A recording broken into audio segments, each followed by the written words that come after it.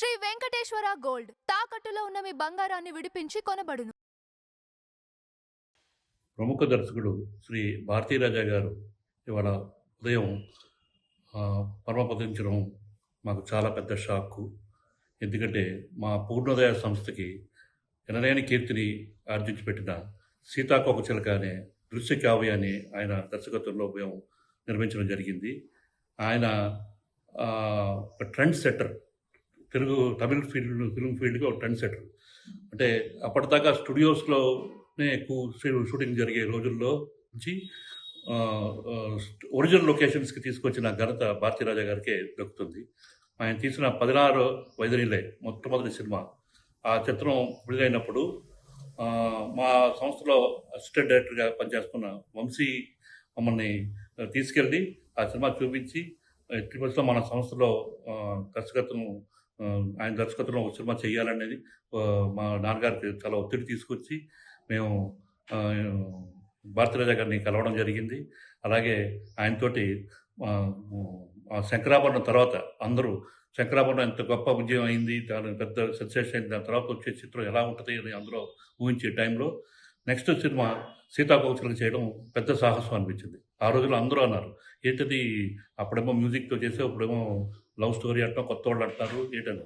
ఆయన ఒక నాన్నగారు భారతీరాజా గారి మీద ఉన్న నమ్మకంతో అప్పట్లో ఆయన అలైగళ్ళ ఓయి విధులైన సినిమాని డబుల్ లాంగ్వేజ్ చేద్దాం, తెలుగులో మీరు చేయండి, తమిళ్లో నేను ఇళయరాజా గారు చేస్తున్నాం, తెలుగు వర్షన్ మీరు చేయండి అంటే ఇది సైమల్టేనియస్ ప్రొడక్షన్, రీమేక్ కాదండి. ఇది చేస్తే తమిళ్లోనూ ఘన విజయం సాధించింది, తెలుగులోనూ అలాగే భారతీరాజా గారిలో ఉన్న గొప్ప విశేషం ఏంటంటే కథ విషయంలో నాన్నగారు కొన్ని ఏమైనా సజెషన్స్ ఏమైనా ఇచ్చినా కూడా అది ఆలోచించి నిజంగా బాగుంటే అది అలాగే ఆయన తీసుకోవడం, అది తెరకెక్కించడం జరిగేది. ఉదాహరణకి ఆ చిత్ర క్లైమాక్స్ విషయంలో భారతీరాజా గారేమో ట్రాజడీ ఎండింగ్ చేద్దామని, నాన్నగారు వద్దు దాన్ని హ్యాపీ ఎండింగ్ చేయాలి, ఇద్దరు 2 కులాలు పిల్లలు ఒకళ్ళొకళ్ళు ప్రేమించుకుని దానికేమో మనం అడ్డుకట్టుగా వేయడం కరెక్ట్ కాదు, దాన్ని మనం ప్రోత్సహించాలి అని చెప్పి దాన్ని అప్పటికప్పుడు డిస్కస్ చేసి దాన్ని ట్రాజడీగా తీసాము షూటింగ్. దాన్ని మళ్ళీ హ్యాపీ ఎండింగ్ చేసి ఘన విజయం రెండు లాంగ్వేజ్లోనూ, తెలుగు తమిళ 2 లాంగ్వేజ్లోనూ సూపర్ డూపర్ హిట్ అయ్యి అప్పట్లో సీతాకోకచిలక సినిమా ఒక ట్రెండ్ సెటర్ అయింది తెలుగు ప్రేమ కథల్లో. చాలామంది దర్శకులు ఇప్పటికీ ఆ చిత్రం ఒక ఇన్స్పిరేషన్ తోటనే మేము లవ్ స్టోరీస్ చేసామని చెప్పుకునే సందర్భాలు ఎన్నో ఉన్నాయి. అదేలాగా ఆ చిత్రానికి నేషనల్ అవార్డు, ఉత్తమ తెలుగు చిత్రం నేషనల్ అవార్డు వచ్చింది. అలాగే ఆంధ్రప్రదేశ్ నంది అవార్డ్స్లో చాలా నందులు, అలాగే ఉత్తమ దర్శకుడిగా, అలాగే సితారా అవార్డ్స్, అలాగే ఇంకా ఎన్నో సంస్థలు అవార్డ్స్ వచ్చినాయి. అలాగే రష్యన్ భాషలోకి డబ్ చేయబడింది ఈ సినిమా సీతాకోకచిలక. అలాగే చాలా పెద్ద సెన్సేషన్. మా పూర్ణోదయ లిస్టు ఆఫ్ జెమ్స్లో సీతాకోకచిలక కూడా ఈక్వల్ ప్లేస్లో చోటు చేసుకుంది. అంతటి గొప్ప చిత్రాన్ని మాకు అందించిన భారతీరాజా గారు ఇవాళ లేకపోవడం చాలా ఇది. ఆయన పరమపదించడం ఆయనకి మనశ్శాంతి, వాళ్ళ కుటుంబంలో అందరూ ధైర్యం కలిగించాలని, అలాగే ఆయన ఆత్మకు శాంతి కలగాలని ఆ భగవంతుని కోరుకుంటున్నాను. ఈరోజు భారతీయ చలనచిత్ర చరిత్రలో ఒక నల్లటి రోజు. కారణం ప్రముఖ దర్శకుడు, దర్శక ధీరుడు భారతీరాజా మరణం చాలా దిగ్భ్రాంతిని గురి చేసింది. సౌత్ ఇండియన్ ఫిలిం ఇండస్ట్రీలో ఒక లెజెండ్. ఎంతోమంది హీరోల్ని, హీరోయిల్ని సినీ పరిశ్రమకి పరిచయం చేసి వారిని ఎంతో ఉన్నత స్థాయికి తీసుకొచ్చిన దర్శక దిగ్గజం. అటువంటి దర్శకుడు భారతీరాజా గారి మరణం నన్ను ఎంతో కలిచివేసింది. వారితో నా ప్రయాణం, నేను సౌత్ ఇండియన్ ఫిలిం ఛాంబర్లో సెక్రటరీగా కానీ ప్రెసిడెంట్గా కానీ ఉన్న దాదాపు 15 సంవత్సరాల కాలంలో ఆయనతో ఎన్నో మీటింగుల్లో, ఎన్నో డిస్ప్యూట్ మీటింగుల్లో అటెండ్ అయ్యి సానుకూలంగా ఆయన చెప్పే సలహాలు పాటించి, ఆయన మాట అంటే వేదంగా ఈయన ఇండస్ట్రీ అందరూ ఎన్నో సమస్యలను పరిష్కరించడానికి ఆయన ముందుకొచ్చిన దర్శక ధీరుడు. నిర్మాత, నటుడు.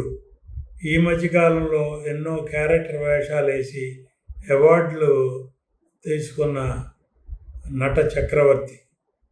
ఆయన గురించి ఎన్నెన్నో చెప్పచ్చు. ఆయన ఎంతోమంది హీరోయిన్ని పరిచయం చేశాడు, హీరోల్ని పరిచయం చేశాడు.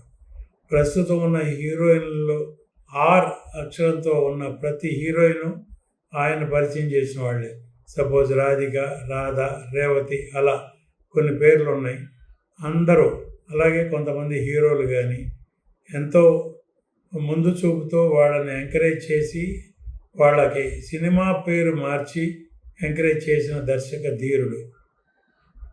ఈ మధ్యకాలంలో అంటే దాదాపు 2 సంవత్సరాల కిందట వారి కుమారుడు మనోజ్ అకాల మరణం చెందటం, కుటుంబంలో ఒక తీరని లోటు ఆయనకి ఎంతో ఆవేదన గురి చేసిన విషయం. ఒక్కగానొక్క కొడుకు. అతన్ని హీరోని చేద్దాం అనుకున్నారు, దర్శకుడిని చేద్దాం అనుకున్నారు, ఎన్నో కలలు కన్నారు భారతీరాజా గారు. అటువంటి మనోజ్ 2 సంవత్సరాల కిందట చనిపోవడం అనేది ఆయనని ఎంతో కృంగదీసింది. అప్పటి నుంచే ఈ 2 సంవత్సరాలు ఆయన ఎంతో మనోవేదనకి గురై గత 5-6 నెలలుగా ఆరోగ్యం సరిగా లేక ఇంటికే పరిమితమైన దర్శక ధీరుడు. 85 సంవత్సరాల అనుభవజ్ఞుడు. ఎంతో కార్యక్రమాలకి ఎన్నో ఫంక్షన్స్కి, ఎన్నో 100 డేస్ ఫంక్షన్స్, ఎన్నో 100 డేస్ సినిమాలు దర్శకత్వం వహించిన దర్శక ధీరుడు.